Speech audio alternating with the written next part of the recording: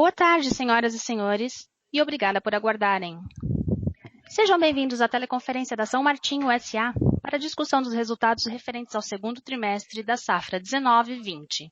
Agora gostaria de passar a palavra ao Sr. Felipe Vicchiato, que iniciará a conferência. Obrigada.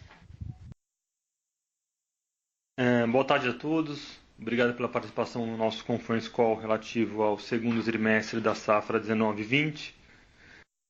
Eu vou iniciar a apresentação aqui detalhando um pouco a agenda dos temas que eu gostaria de tratar, na página 3. Inicialmente com os destaques financeiros, como está a performance da safra até o momento. Destaques operacionais, seguido pelos destaques financeiros do trimestre. O endividamento da companhia, encerrado agora em setembro.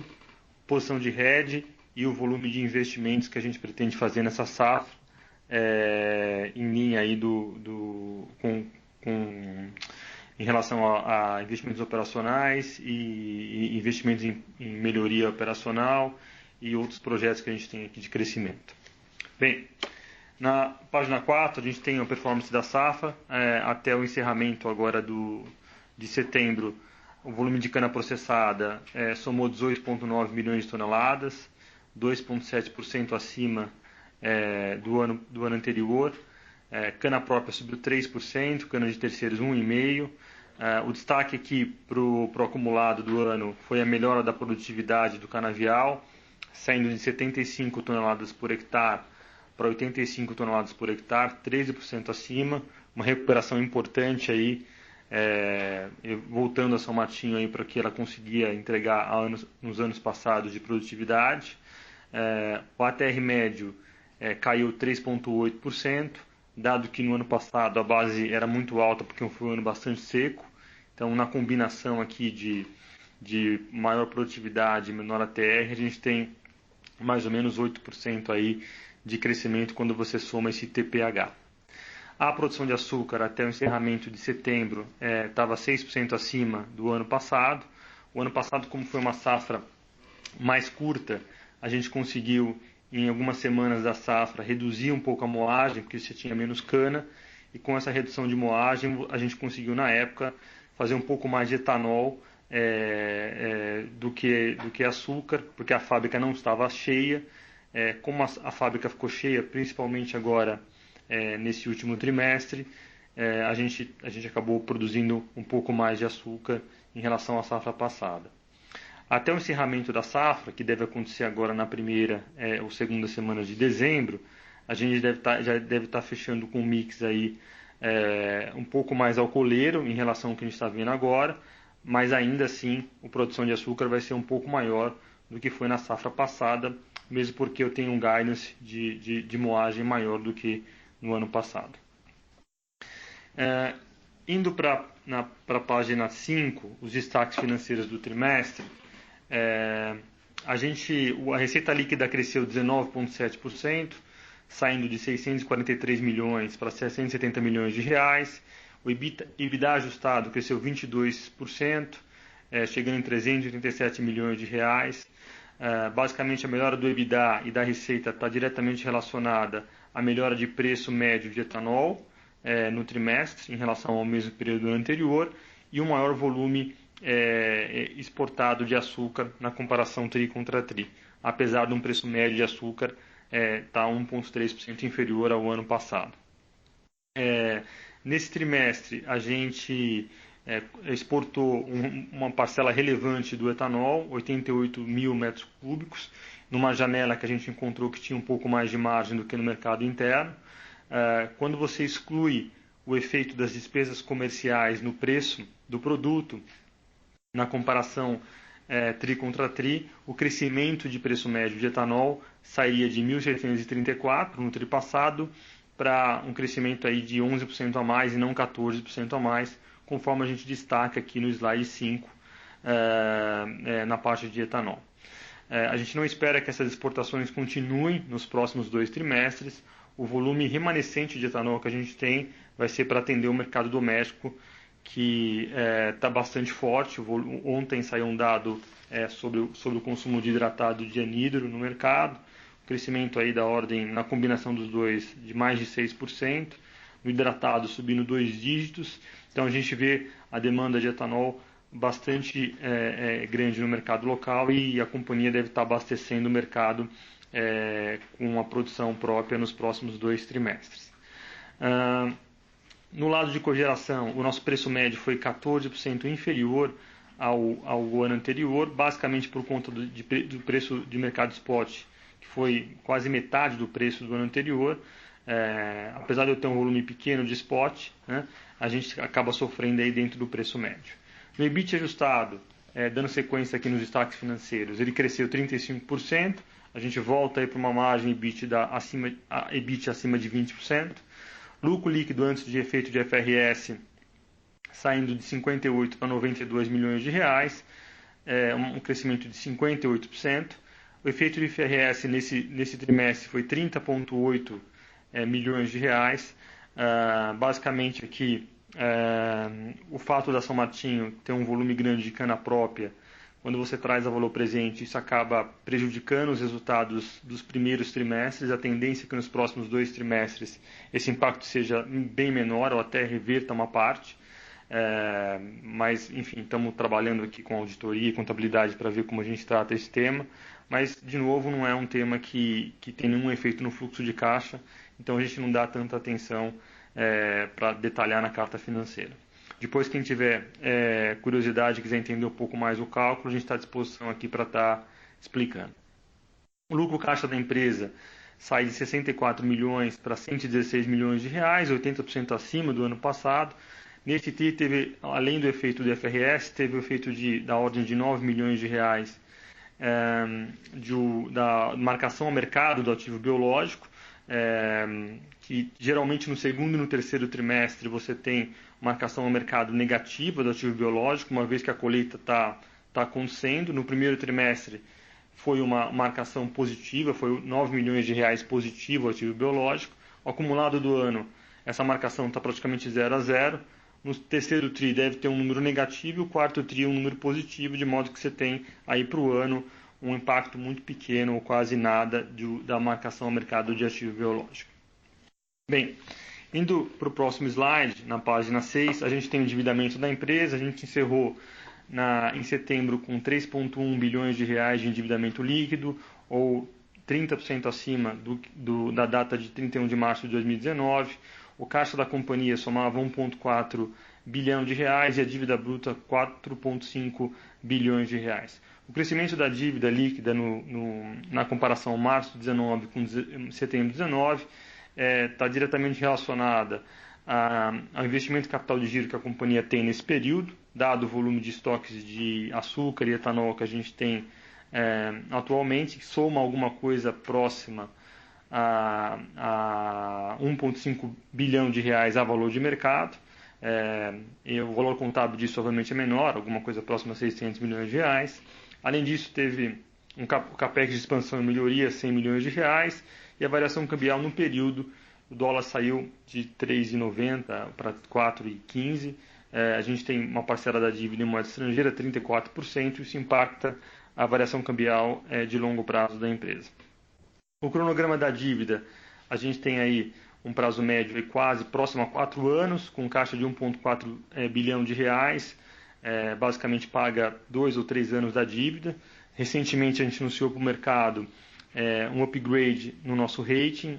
A São Martinho é uma das 10 empresas brasileiras com investment grade, então é um bastante orgulho nosso da São Martinho ter esse rating como uma das poucas empresas brasileiras. Eu acho que é um reconhecimento da resiliência da companhia, mesmo em baixa de ciclo de preço de açúcar e de etanol, uma contínua geração de caixa e um perfil de dívida super adequado aí, sem ter nenhum tipo de problema de liquidez. No próximo slide, na página 7, a gente tem a posição de hedge encerrada aí em setembro. Para a safra 19, 20, 20, 21, nós já tínhamos uma parte do açúcar já realizado. A 19, 20, 87% do volume remanescente de cana própria já estava fixado a um preço de R$ 1.208 por tonelada, numa combinação aí de preço de açúcar a 3,54 e dólar acima de 4. R$ 4,00. Para a safra 2021, nós em setembro tínhamos próximo a 200 mil toneladas de açúcar fixada a um preço de R$ 1.246 por tonelada, com um preço de açúcar a 13,60 e um preço de dólar a 4,15. De setembro até hoje, a gente já evoluiu nessas fixações, o mercado deu algumas oportunidades aí nas últimas semanas, e a gente está crescendo aí pelo menos mais 100 mil toneladas até agora, com um preço médio muito parecido que nós temos aí até o momento, próximo a R$ 1.250 por tonelada. A gente não espera que a razão pela qual o São Martinho acelerou um pouco o RED, né, e 300 mil toneladas significa alguma coisa próxima a 40%, a 50% da exposição do próximo ano, depende aí qual que vai ser o mix de açúcar, porque a gente não acredita que o preço de açúcar tenha muito espaço para subir rapidamente, principalmente nas telas agora de maio 20. Então a gente acelerou as fixações. Se o Centro-Sul, na safra 2021, continuar com um mix mais etanol, assim como está sendo nessa safra e foi na safra passada, aí a gente entende que mais para o final da próxima safra, os preços de açúcar podem se recuperar, mas a gente obviamente tem que depender de qual que vai ser a produção de açúcar no hemisfério norte. Mas por hora a gente optou por fixar aí quase 40%, 30% a 40% da cana prop. Quando você olha do ponto de vista de exposição de ATR total, né, considerando o ATR de etanol, é uma fixação aí da ordem de 15% a 20% apenas. Bem, indo para o próximo slide, na página 8, para encerrar a minha apresentação inicial e abrir para perguntas e respostas, a gente anunciou recentemente um investimento de 320 milhões de reais de cogeração na usina São Martinho. É um contrato de 25 anos que a gente ganhou no leilão A-6. É uma venda de 177 mil megawatt-hora de energia a um preço de R$ 206 por megawatt-hora, ajustado por IPCA. Tem início esse PPA em janeiro de 2025 e a planta deve estar iniciando em 2023. Os investimentos devem acontecer nas próximas 2 safras e ter um retorno aí de 2 dígitos. A gente está bastante feliz porque conseguiu ganhar nesse leilão. É um investimento importante para a planta da São Martinho. A São Martinho é a principal planta da companhia. Hoje ela tem as caldeiras que tocam a usina são caldeiras de baixa pressão. Com esse investimento abre aí uma opcionalidade para São Martinho do ponto de vista de moagem no futuro, poder moer até 12 milhões de toneladas. Então era um gargalo essa questão de vapor, né? A gente tem obviamente outros gargalos, que é a disponibilidade de canavial e a disponibilidade de destilaria ou fábrica de açúcar e moenda, mas o gargalo de utilidades, que é a cogeração e o vapor, com esse investimento a gente consegue resolver e sozinho esse investimento se paga, né? Então a gente está bastante feliz aí que conseguiu ter sucesso no leilão. Esse foi o 3º ou 4º leilão que a gente participou. Nos últimos 3 a gente não tinha tido sucesso, dado que o preço não tinha chegado no retorno que a gente entendia que era o suficiente. E nesse leilão a gente conseguiu, os investimentos vão acontecer e dentro de dois anos a gente está aí 2 anos, 3 anos a gente está com a planta rodando. Para a safra 19/20, a gente está estimando um capex de manutenção aí da ordem de 1,1 bilhão de reais. Capex de manutenção engloba trato cultural, plantio de cana e manutenção de entre safra. A gente teve nessa safra um aumento no custo de defensivos e fertilizantes por conta do dólar, né? Defensivos e fertilizantes soma aproximadamente 250 milhões de reais do meu custo total de operação e basicamente esse custo está ligado a trato cultural e a plantio que entra no capex. Essa é uma das razões do porquê que meu capex de manutenção acabou sendo um pouco maior do que inicialmente a gente estimava, né? além do CAPEX de manutenção, a gente está estimando alguma coisa próxima a 130 milhões de reais de CAPEX de projetos de crescimento e de melhoria operacional. Melhoria operacional soma 70 milhões de reais, que contempla troca de colhedora, caminhões com uma melhor performance e um melhor rendimento, que ele se paga com o tempo. E projetos, a gente tem investimentos para tirar algum gargalo na produção de etanol, principalmente, projetos de levedura numa das nossas unidades, para quase dobrar o volume de levedura dentro da companhia. Hoje, levedura representa alguma coisa próxima a 20 a 22 milhões de reais de faturamento, com uma margem bastante interessante. A gente vai estar dobrando esse volume de levedura para os próximos anos. Então, é um projeto com retorno com payback muito rápido.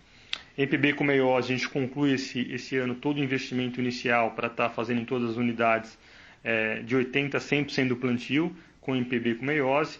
E o COA tem um investimento adicional agora, porque a partir da próxima safra entra a usina Santa Cruz também com o COA. A São Martinho já está rodando esse ano, a Santa Cruz roda a partir do próximo ano. Bem, esses são os comentários iniciais. Gostaria de abrir agora para perguntas e respostas para quem na sequência. Obrigado. Obrigada. Iniciaremos agora a sessão de perguntas e respostas para investidores e analistas. Caso haja alguma pergunta, por favor, digitem asterisco 1.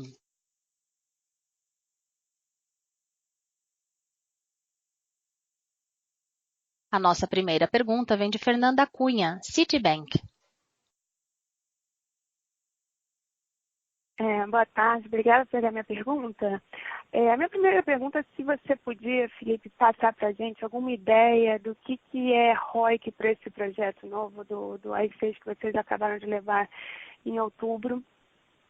E o segundo é se você podia falar como é que estão sendo as vendas de etanol agora nesse terceiro tri. A gente viu aí, pelo menos aí nos últimos dias aí de novembro, batendo mais de R$1.950 o metro cúbico. Queria saber como é que vocês têm feito aí as vendas ao longo desse terceiro tri. Se tem sido gradual, se você está esperando concentrar mais para o final do trimestre, ou até mesmo levar mais para o quarto tri. Obrigada. Oi, Fernanda. A TIR do projeto é alguma coisa próxima, a TIR alavancada do projeto, tá? É alguma coisa próxima a 12% ao ano. Tá? Em relação às vendas, a gente prefere não passar nenhum guidance de venda para os próximos trimestres. Né? Foi uma estratégia da companhia não colocar o guidance exatamente de qual vai ser a produção de etanol e deixar a comercial um pouco mais livre para ver a estratégia de vendas. O que eu posso dizer é o seguinte, né? O preço médio de etanol hoje ele está ainda abaixo da paridade, né? Quando você olha do ponto de vista do consumidor, ainda está sendo vantagem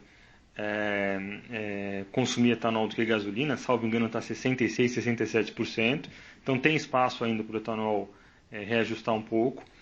Por outro lado, além do consumo estar muito forte, por outro lado, os estoques de etanol hoje, eles estão 5% acima do que estavam no mesmo período do ano anterior, né?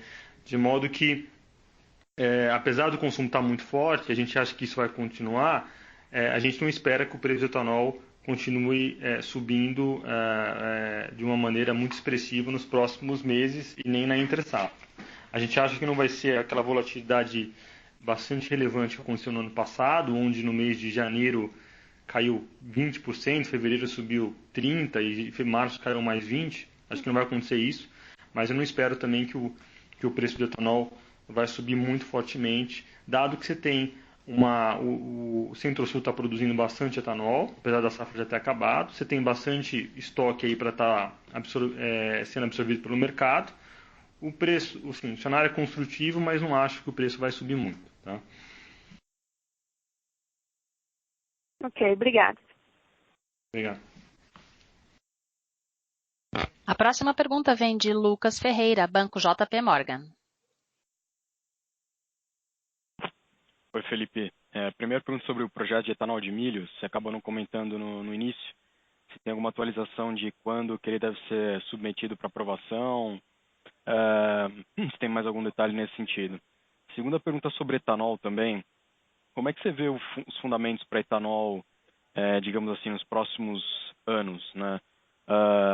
Vocês estão construtivos crescimento de demanda? Você acha que a oferta consegue acompanhar aqui no Brasil? Obviamente, isso vai depender muito de cenário de preço, vai depender muito do cenário de câmbio, petróleo, a gente sabe disso, mas como é que você está vendo? Você acha que o etanol talvez tenha mudado um pouco de patamar, o mercado está mais apertado? Como é que você está enxergando a rentabilidade, digamos assim, médio prazo do etanol contra o açúcar?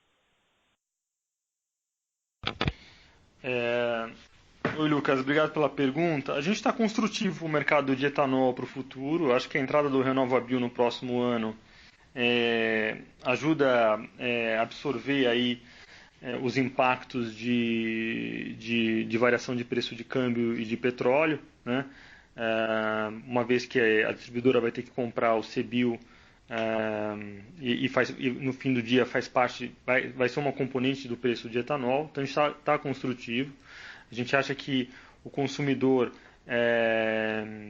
mudou de patamar no momento em que vai consumir o etanol. Não é uma questão só simplesmente de preço, né? Acho que tem uma questão de costume do consumidor em estar colocando etanol no carro e acabar aqueles mitos que o etanol pode causar algum problema no motor, que existia no passado, né? Então, acho que isso já acabou, você vê que o consumo está bastante forte. Então a gente está construtivo, obviamente, como uma commodity, depende muito o preço do etanol vai depender, obviamente, do preço do petróleo, o preço do açúcar, mas tem o RenovaBio que deve ajudar um pouco a fechar essa conta, então a gente está construtivo. Do ponto de vista de oferta, eu acho que vem zero oferta de etanol no curto prazo, etanol de cana-de-açúcar, né? Se tiver alguma oferta de etanol de cana-de-açúcar, vai ser uma oferta através de tirar algum gargalo da planta, reduzindo a produção de açúcar e aumentando a produção de etanol. Aí tem que ver caso a caso das unidades para ver a característica de cada uma, para ver quem consegue tirar esse gargalo.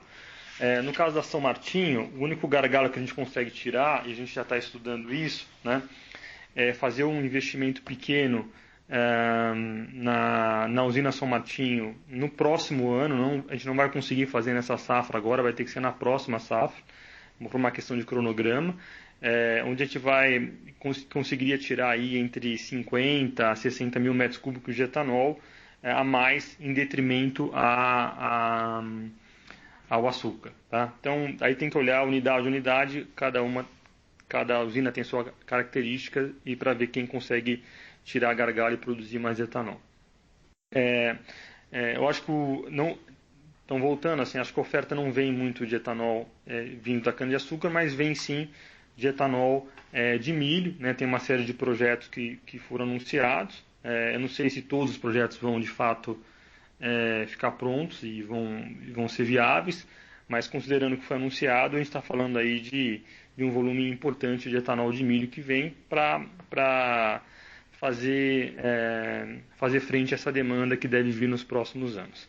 Em relação ao nosso projeto de etanol de milho, né, a gente tinha uma expectativa de estar submetendo esse projeto ao Conselho agora no final do ano, em dezembro. A gente deve estar submetendo isso não mais em dezembro, mas no primeiro trimestre do ano que vem. Está acontecendo algumas discussões no estado de Goiás em relação à mudança de tributação de combustíveis, de etanol, saindo um pouco da tributação da produtora para a distribuidora.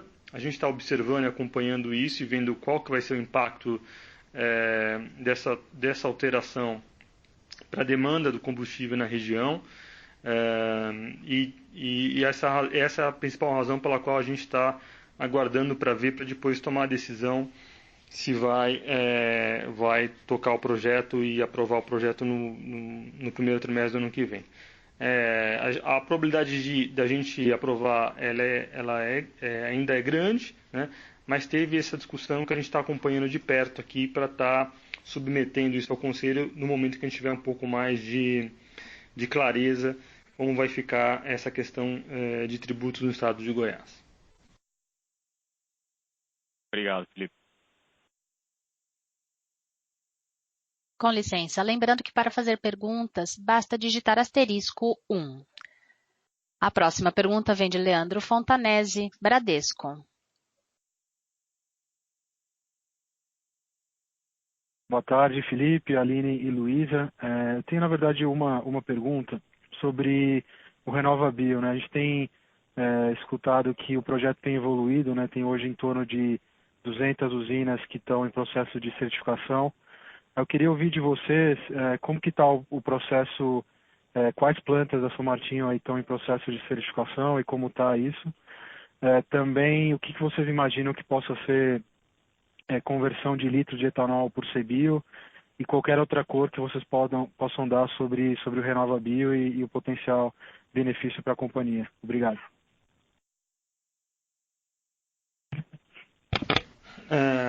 Oi, Leandro, obrigado pela pergunta. As nossas 4 usinas, a gente espera que seja certificada até o final desse ano. Uma delas já está certificada. As outras 2 a gente espera nas próximas semanas já ter notícia. Em relação à quantidade de CBios por litro de etanol, nossa estimativa inicial é que a gente consiga aí para cada 750 litros de etanol, um CBio, né, em grandes números assim. Isso deve ser um número que a gente inicialmente, que a gente está vendo na média das demais empresas, né? Talvez a gente fique com uma produtividade de 5 a 10% acima da média dos demais certificados, né? Mas isso depende muito de cada usina. Por exemplo, uma questão interessante, né? A usina esse ano, que por alguma razão está com um problema financeiro e está usando menos insumos, menos fertilizantes e menos adubo, né? Quando for colocar no sistema para certificar o etanol, ela provavelmente vai ter uma certificação do ponto de vista de CBio melhor que a São Martinho. Pela simples razão, porque ela não está investindo em insumos esse ano, porque está com uma dificuldade financeira, né? Mas, assim, estruturalmente, né, as nossas unidades elas têm que ter uma eficiência melhor que as outras. Se pegar um indicador nosso só, que é um indicador de eficiência de máquina de colhedora, a gente chega a ter, numa colhedora por dia, 1.200 toneladas de cana por dia. Então você gasta muito, sendo que o setor faz 500 toneladas de cana por dia. Então você gasta muito menos diesel, né, na operação, e o diesel é um insumo importante para você fazer a calculadora do CBio, né?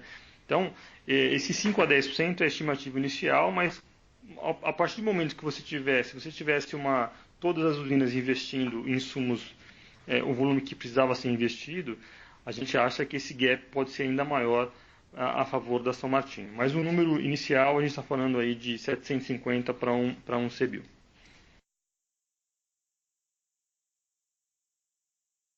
Perfeito, muito obrigado.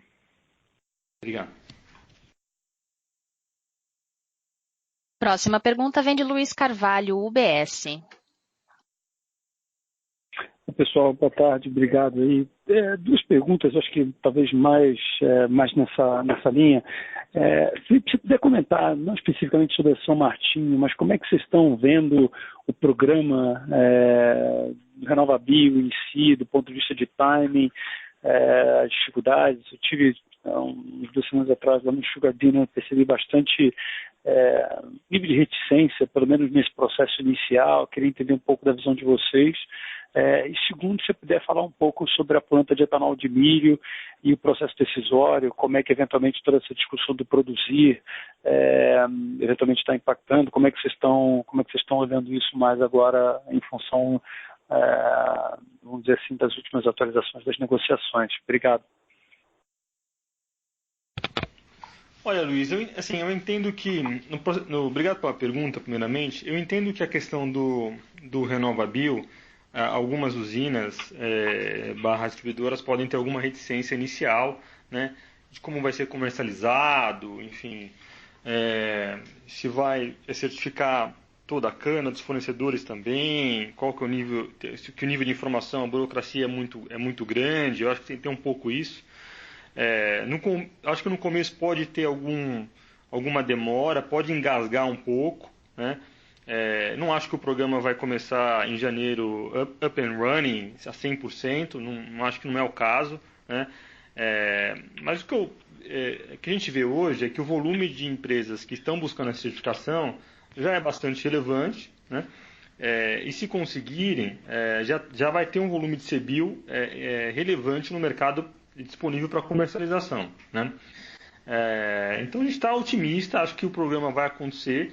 Se demorar 3 meses, 6 meses mais ou menos, né?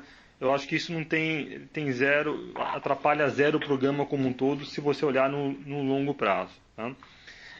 Em relação à planta de etanol de milho em Goiás, né? Como eu falei na outra pergunta, a gente está observando um pouco essas mudanças propostas lá em Goiás, né? Na tributação de etanol. Enfim, fazendo e avaliando aqui, uma vez que for alterada a mudança, né, feita a mudança, a gente vai avaliar o projeto e levar ao conselho. Eu não posso levar ao conselho hoje da São Martinho um projeto desse tamanho, né, sem ter 100% da previsão de como vai ser a tributação na cadeia inteira do etanol, né. A gente acha que não muda estruturalmente, né, mas está tendo uma movimentação, alguns ajustes, a gente precisa esperar que esses ajustes sejam concluídos pelo governo, né, ou não, né, e aí, uma vez que a gente tem a certeza e a previsibilidade, a gente levaria para o conselho. Então, por isso que acabou escorregando de dezembro para o primeiro trimestre, né. O projeto é um projeto bom, né, uma usina acoplada, uma usina de milho acoplada a uma usina de cana-de-açúcar, faz com que o projeto fique bem rentável, né, porque você não precisa comprar cavaco, já tem a caldeira, o investimento da caldeira já está feito, tem uma série de benefícios, né. No caso da São Martinho, essa energia que eu vou estar usando para tocar a planta de milho é uma energia que eu estou vendendo na spot, ela não está contratada, então os econômicos do projeto são bons, mas eu preciso efetivamente que seja concluída essa mudança tributária que pode acontecer em Goiás, para depois avaliar e depois levar ao conselho, né? Então, é por isso que a gente acabou escorregando de um ano para o outro. Quando a gente decide fazer um investimento na São Martinho, a gente tenta ter o máximo de segurança possível, assim. Então, não dá para, no meio de uma mudança desse tamanho no governo, a gente levar para o conselho uma aprovação dessa que, com certeza, no conselho não vai passar, né? No conselho da São Martinho os donos da São Martinho conhecem muito a empresa, né? Estão no negócio há muitas décadas, né? E a gente aqui do management também não tem a segurança de que o projeto é um projeto rentável, né? A gente não vai para frente. Então essa é a razão por que vai escorregar de um trimestre para o outro. Boa. Só uma última pergunta, se eu puder. Tem alguma atualização em relação ao controverso lá? Como é que, de novo, mais um follow-up mesmo do que alguma coisa relevante, mas tem alguma atualização lá, não? Não, nenhuma atualização. O controverso continua no mesmo estágio, tá? Beleza. Tudo bem. Valeu, obrigado. Tchau, tchau. Obrigado, Luiz. A próxima pergunta vem de Werner Roger, Trígono Capital. Boa tarde, parabéns aí pelo resultado, num cenário desafiador aí, então acho que a companhia tem entregado o que os acionistas esperam. São duas perguntas. A primeira é em relação mesmo ao controverso, se a São Martinho ou o Conselho já tem alguma definição do uso desses recursos, né, que entrariam gradualmente, se ficaria reservado para uma aquisição, porque a companhia vem desalavancando rapidamente, né, então desalavancar ainda mais acho que não seria o melhor para o acionista. Ou mesmo distribuição de dividendos, né, então se existe já alguma discussão a respeito do uso desses recursos. E outra pergunta em relação à usina Iracema, que ela não tem cogeração, é uma usina relativamente pequena, mais antiga. Se existe algum projeto de modernização ou mesmo de instalação da cogeração, se existe algum limitante para isso, né? Poderia dizer um pouquinho a respeito da Iracema, qual seria o destino dela? Obrigado. Oi, Werner, obrigado pela pergunta. Eu vou começar pela última. A Iracema, quando a gente anunciou a transação lá com a compra da cana no ano passado, a cana da Furlan, a gente fez um investimento na Iracema para aumentar a moagem dela, saindo de 3 para 3 milhões e meio de toneladas de cana. E nesse investimento, a gente fez alguns ajustes na planta industrial e hoje ela cogera um pouco, né? Ela não tem uma caldeira de alta pressão, mas ela tem um pouquinho de cogeração, não é relevante, mas tem. Mas hoje não tem nenhum projeto na Iracema para a gente estar fazendo, nenhum projeto relevante de cogeração ou mesmo de crescimento da planta acima dos 3 milhões e meio de toneladas, dado uma questão de disponibilidade de cana-de-açúcar na região, né? É uma região onde tem uma concorrência grande por cana, então a gente tem uma dificuldade muito grande em estar, mesmo completando esses 3 milhões e meio, hoje estamos indo 3,100, né? Para 3,5 é difícil, então não tem nenhum projeto de cogeração na Iracema.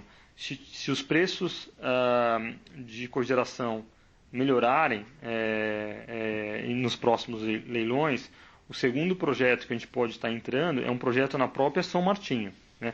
A São Martinho tem 2 fases para fazer o retrofit dela. A primeira fase é o que a gente anunciou e tem mais uma ou segunda fase, né, que a gente poderia fazer também, mas aí ela depende um pouco mais com preços melhores, porque o volume cogerado ele é um pouco menor do que o volume que a gente anunciou recentemente, né? Mas a Iracema ela vai ficar provavelmente do tamanho que ela está. É uma planta que ela está muito bem localizada para o mercado consumidor. A gente produz um pouco de açúcar para o mercado doméstico através da Iracema. É uma planta extremamente flexível, ela faz um mix quase 70% de etanol e está muito próxima de Paulínia, então a gente consegue um preço melhor, um prêmio no etanol na Iracema, mas a gente não tem nenhuma expectativa de ampliar a planta ou investir na Iracema nesse momento, tá? A primeira pergunta em relação ao precatório, né? A gente não, até o momento, a gente não recebeu a segunda parcela do primeiro precatório, nem a primeira do segundo. A expectativa ainda continua que até o final do exercício a gente receba, e por hora não tem nenhuma atualização em relação a qual que é o destino desse recurso.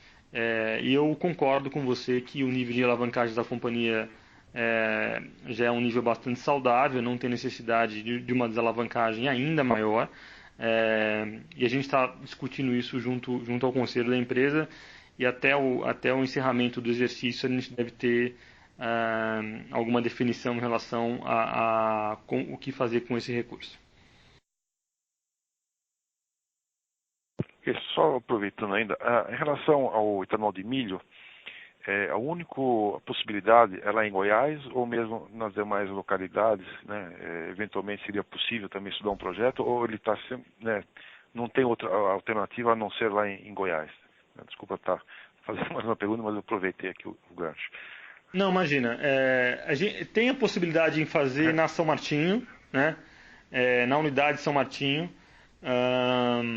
Porém, a gente tem que primeiro tem que fazer em Goiás, né, e testar um pouco o projeto, né? Então, primeiro, se a gente conseguir aprovar em Goiás e der certo, a gente vai fazer do ponto de vista do cronograma primeiro em Goiás.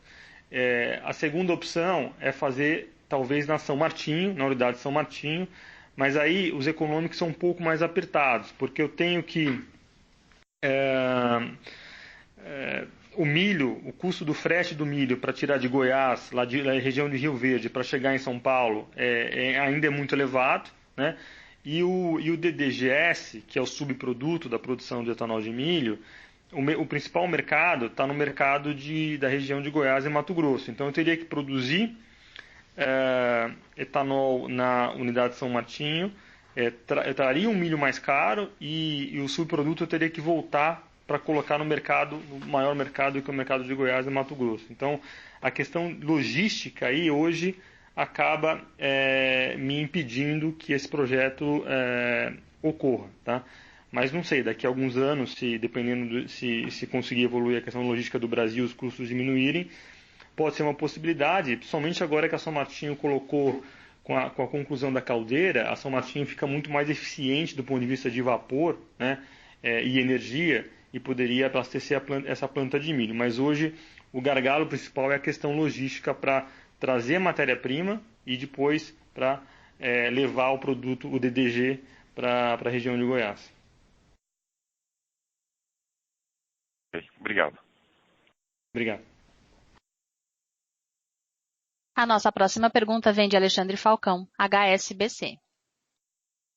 Boa tarde a todos, obrigado pela pergunta. Na verdade, eu queria checar com vocês. Vocês têm alguma posição em relação a como a Petrobras vai mudar a atuação dela no setor tanto de refino quanto de logística? Quer dizer, esse leilão ou essa estatização que vai acontecer ano que vem, e alguns distribuidores provavelmente vão comprar refinarias. Isso muda o jeito de vocês operarem? Você acha que isso muda em algum ponto a estratégia de vocês? Vocês vão precisar de mais um trading arm ou começar a negociar de uma maneira diferente? E aí perguntando mais, obviamente também falando como é que a Cooper está enxergando isso. Obrigado. Oi, Falcão. Você entende direito a tua pergunta? Assim, o fato da Petrobras vender algumas refinarias, eu acho que, do ponto de vista do mercado, né, você tira aí um possível de um outro governo, né, a questão de manipulação de preço não existiria mais, né, ou diminuiria bastante, né. Então você ficaria com um preço mais livre, com maior concorrência do preço de combustível no fim do dia, né? O que para a gente eu acho que é positivo, né? Não muda muito o nosso jeito nossa estratégia de etanol, e também não vai nos incentivar a entrar na cadeia e fazer uma joint venture para vender combustível. Esse não é muito o nosso play. Nosso player é produtor de etanol e de açúcar e tentar ter uma logística relevante para carregar o produto e tentar vender nos melhores momentos, né? Mas obviamente a gente precisa ver o que vai acontecer, né? Como vai desenrolar essa questão da Petrobras e se o mercado vai mudar muito. Mas até o momento a gente não entende que do nosso lado não tem grandes impactos. Ótimo, se eu puder, só mais uma. Falando um pouco vocês acham que o clima dessa safra pode ter alguma influência em Brasil para a safra que vem? Ou você acha que, não para vocês especificamente, mas para o resto do setor e falta de investimento, vocês enxergam volume para baixo mais uma vez para a safra que vem? Ou você acha que isso não deve ser relevante? Eu acho que não deve ser relevante porque essa safra foi uma safra bastante chuvosa, assim, em diversas janelas, assim. Então, por mais que você tenha uma questão de não investimento no canavial, né, eu acho que a gente deve ter uma safra no ano que vem muito equivalente ao que foi essa do ponto de vista de volume de tonelada, tá? Não vejo isso como sendo um problema, porque acabou que o clima acaba ajudando aí o canavial para a próxima safra.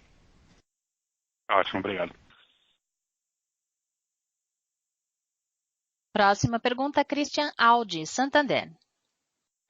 Oi, Felipe e Aline. Eu tinha duas perguntas. A primeira, Felipe, voltando ao tópico de uso do capital, que nível de alavancagem você se sente confortável? Eu sei que você já está no nível baixo, mas que range você se sente confortável? Se puder discutir um pouco como é que você está vendo o mercado do ponto de vista de M&A e finalmente tocar no ponto de política de dividendo e potenciais capex de crescimento que você pode ver aí entrando pro ano que vem. A segunda pergunta era mais voltada, eu acho que você deixou bem claro a visão de vocês com relação ao preço de açúcar. Se puder só falar um pouquinho de como você está vendo geograficamente o lado de suprimento, globalmente falando, onde que você acha que pode aumentar ou diminuir, por favor? Oi, Christian. Eu acho que na questão do açúcar, o que está acontecendo é que para o próximo ano deve acontecer provavelmente um déficit de açúcar. Porém, dado que os estoques estão ainda elevados, principalmente os estoques no hemisfério norte, onde que tem o maior mercado consumidor, né? Então a gente entende que isso é um limitante aí para ter uma recuperação de preço, né?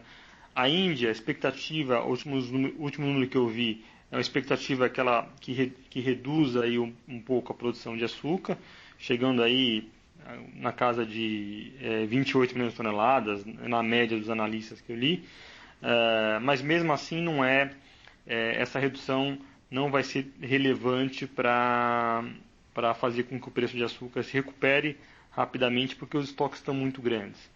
Mas, voltando, se o Brasil tiver mais uma safra com mix mais alcooleiro, é o que parece para o ano que vem, aí a gente está falando que o Brasil tiraria de novo, né, produziria 10 milhões de toneladas a menos, né, do que o potencial, né, de açúcar, né, porque aí, na nossa cabeça aqui, começaria a equilibrar um pouco mais essa questão de volume de estoque de açúcar no mundo, né.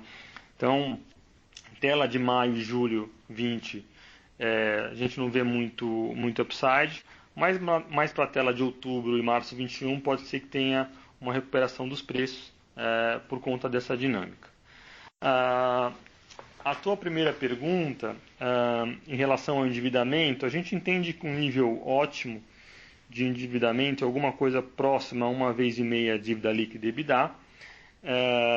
Lembrando que o EBITDA não é uma métrica para o setor de açúcar e álcool que mede a geração de caixa operacional, dado que eu tenho embaixo do EBITDA um volume de capex relevante, que é como se fosse um OPEX, que é o plantio da cana, trato cultural, etc., né?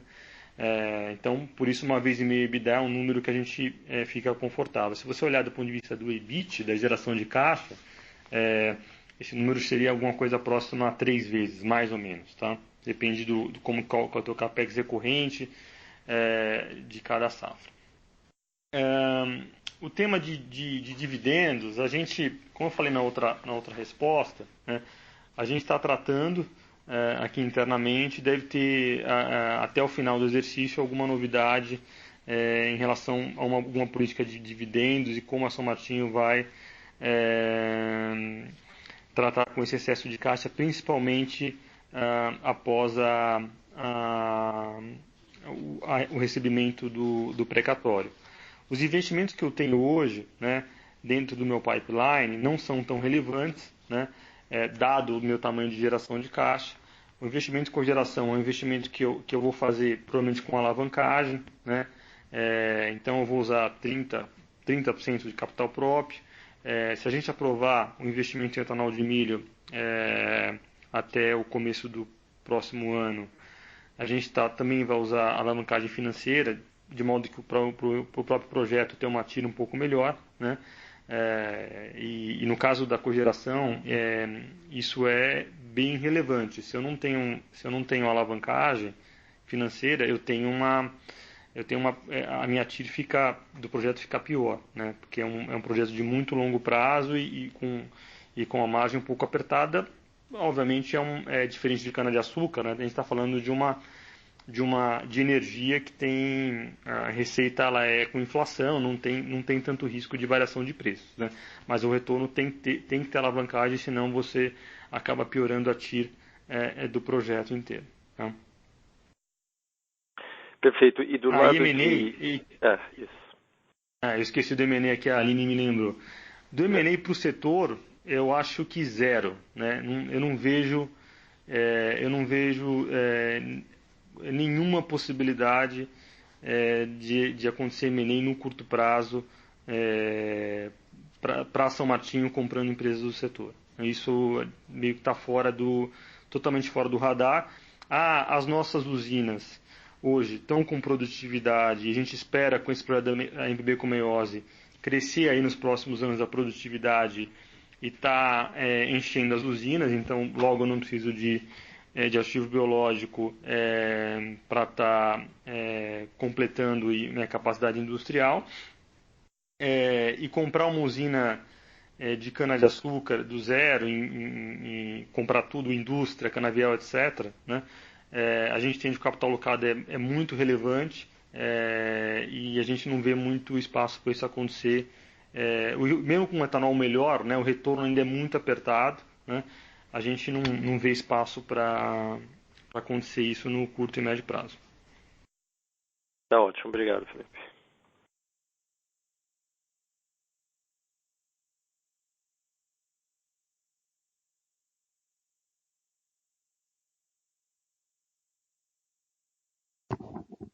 Seguimos com Lucas Ferreira, Banco JP Morgan.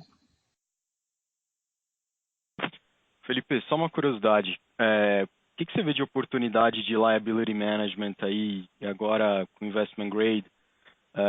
Se isso muda um pouquinho a equação para você consegue, enfim, acessar alguns pockets com custo um pouco mais baixo? Se você puder falar para a gente o que muda, agradeço. Obrigado. Lucas, eu acho que do ponto de vista do mercado local, né, a gente, São Martinho já é investment grade já há mais de 1 ano e meio, salvo engano, né? A gente é AAA há 1 ano e meio atrás. E com esse rating AAA, a gente acessou o mercado de CRA já num preço bastante competitivo, né? Então, o mercado de capitais local, eu não vejo muito o preço caindo muito para São Martinho. Talvez acessar alguma operação com mais prazo no mercado local em algum momento, né? Hoje o mercado local está meio estressado, né? Assim, recentemente teve com as taxas de juros, as operações incentivadas abriram um pouco a taxa, mas em algum momento no ano que vem a gente entende que consegue acessar novamente e com um prazo um pouco melhor. Agora, no mercado internacional, o investment grade pode ajudar e muito, porque você acessa outro bolso, né?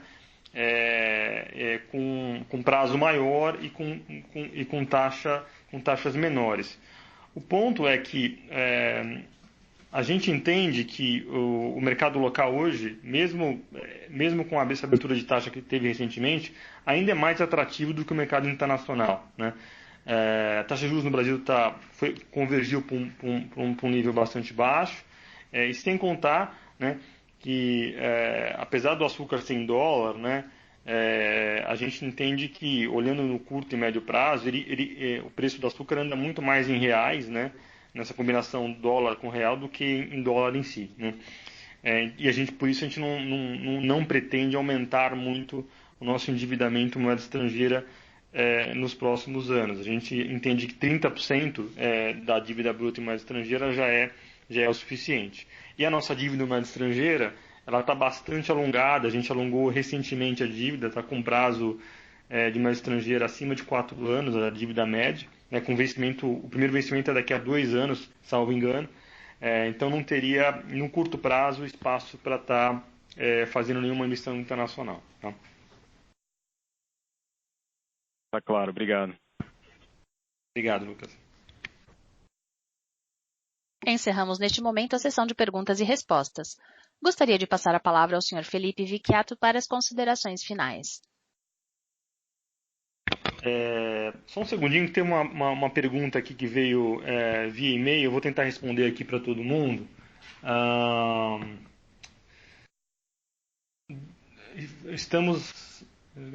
Só um minutinho.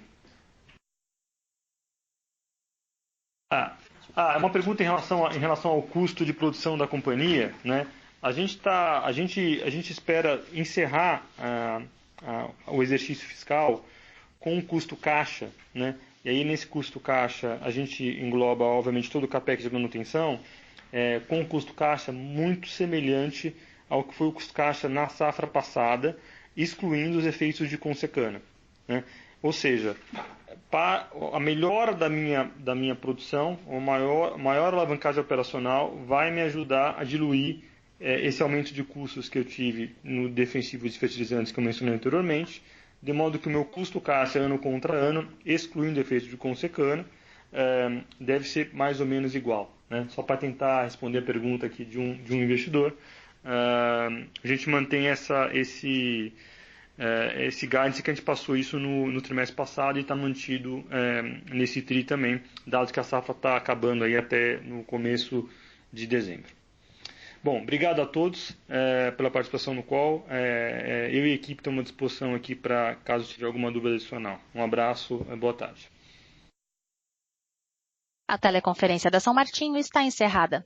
Agradecemos a participação de todos. Tenham uma boa tarde.